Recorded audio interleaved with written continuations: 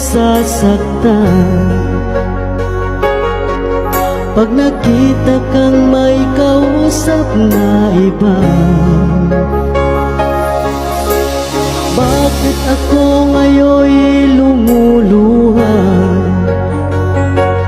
pag ikaw ay may kasamang iba?